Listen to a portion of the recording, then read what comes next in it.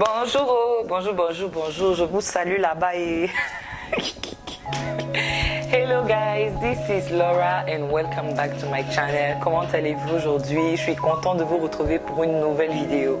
Alors si c'est la première fois que vous cliquez sur le lien, vous êtes les bienvenus. Et sur cette chaîne, je parle de mon expérience de vie en Chine, de mes cheveux naturels, plus de 2 ans déjà, et de tout ce qui me passionne. Donc si vous aimez le contenu de cette chaîne, n'hésitez pas à vous abonner, à partager, à regarder d'autres vidéos. Et puis voilà quoi. Donc, let's go straight to the point avec le sujet d'aujourd'hui. Aujourd'hui, nous allons parler de l'accès à Internet depuis la Chine via les réseaux sociaux. Alors les amis, vous devrez savoir que si vous décidez de venir en Chine, quelle que soit la raison qui vous amène en Chine, les études, le travail, les affaires, le business, le tourisme, etc., vous devrez savoir qu'il y a des réseaux sociaux qui ne sont pas autorisés en Chine, tels que Facebook, Google, WhatsApp, YouTube. Quand je suis arrivée en Chine il y a quelques années de cela, c'est le constat que j'ai également fait une fois sur le terrain. Ça, je ne savais pas. Donc, j'ai décidé de partager cela avec vous afin que vous soyez avisés si vous décidez de venir en Chine ou bien si vous avez des proches qui vivent en Chine et souvent c'est compliqué. Quelqu'un te dit je t'ai écrit sur WhatsApp, tu n'as pas répondu, tu n'as pas vu parce que c'est compliqué ou bien quelqu'un qui t'envoie un message via Messenger Facebook et tu n'as pas répondu, la personne ne sait pas en fait dans quelle réalité tu te trouves en fait. Donc il faut savoir que ces réseaux sociaux sont interdits en Chine. Donc le constat que j'ai fait également quelques années, je l'ai dit plus tôt, quand je suis arrivée en Chine. Et en faisant des recherches dessus, j'ai appris qu'en 2009, il y aurait eu des protestations dans une des provinces de la Chine qui est un peu considérée comme occidentale. Et les protestataires étaient soupçonnés d'utiliser Facebook comme moyen de communication. Donc de là, les autorités chinoises ont décidé d'interdire et de bannir Facebook. Et aussi de là est parti le surnom de pare-feu chinois parce que les législations et les recommandations administratives concernant l'accès à Internet via ce site sont super complexes, super complexes.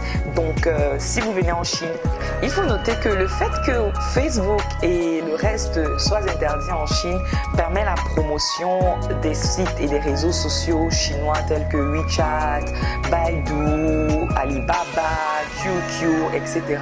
Et cette promotion n'est pas seulement pour les Chinois mais également pour les étrangers. Donc néanmoins la grande majorité de ceux qui utilisent Facebook, WhatsApp et le reste, en majorité ce sont les étrangers. Donc si vous décidez de venir en Chine, je suppose que vous vous posez déjà la question de savoir mais si ce que tu dis est vrai Laura, comment est-ce que nous réussissons à te voir sur YouTube ou sur Facebook? Vous avez raison de vous poser cette question et je vais vous donner la réponse. La réponse est très simple. Si vous décidez de venir en Chine ou si vous vivez déjà en Chine, vous aurez besoin d'un VPN. Un VPN, c'est simplement un réseau virtuel privé qui vous permet d'avoir accès à ces réseaux sociaux-là. Alors, comment est-ce que vous pouvez avoir un VPN? Comment est-ce que vous pouvez obtenir un VPN? Vous pouvez l'obtenir gratuitement ou alors ce qui est plus courant maintenant, les VPN sont payants. Vous pouvez chercher le VPN dans votre Apple Store si vous utilisez un iPhone ou dans un Google Play pour les Samsung et les autres.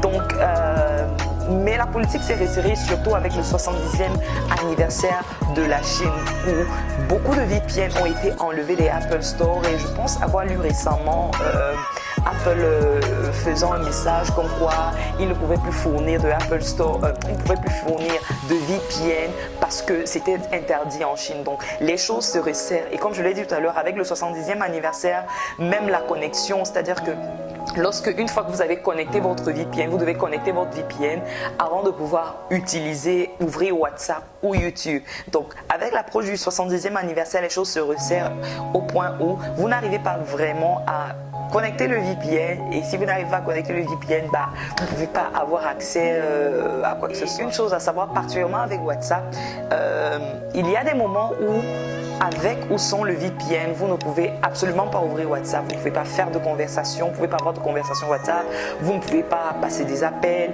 et surtout si vous n'avez pas de VPN, oubliez, laissez tomber les photos. Alors là, vous ne pouvez pas envoyer de photos, vous ne pouvez pas envoyer de vidéos, vous ne pouvez pas télécharger de photos, vous ne pouvez pas télécharger de vidéos. Donc c'est vraiment indispensable le VPN pour nous qui vivons en Chine et pour toutes personnes qui sont intéressées à venir en Chine.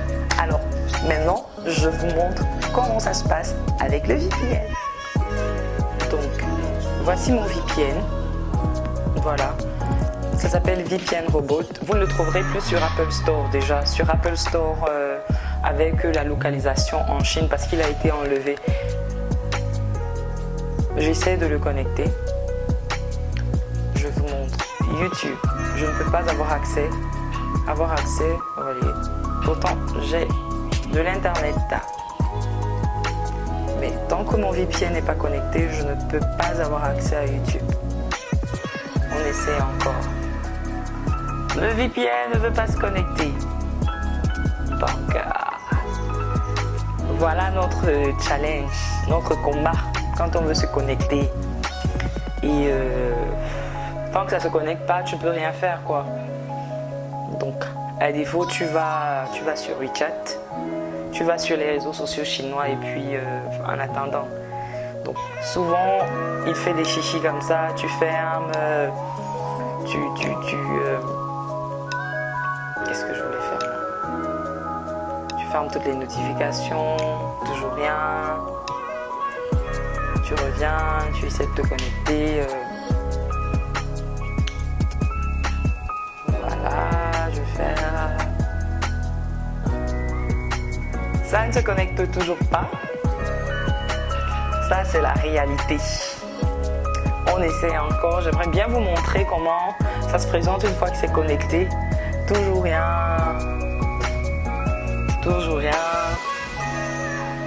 Comme je l'ai dit, avec le 70e anniversaire, c'est compliqué là. Ça va pas se connecter comme ça. Vous voyez bien que je suis connecté, j'ai de l'internet, j'ai du wifi, mais rien. Donc on recommence, on essaye.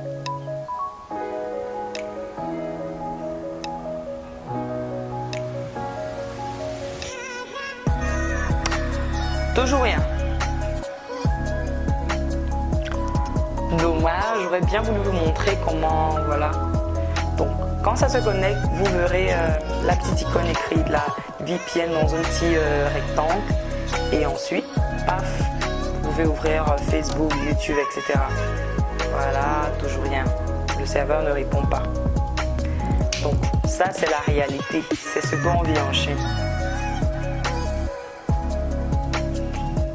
Donc le serveur ne répond toujours pas. J'aurais bien aimé vous montrer comment ça se passe, mais bon, voilà, c'est ce que nous vivons au quotidien.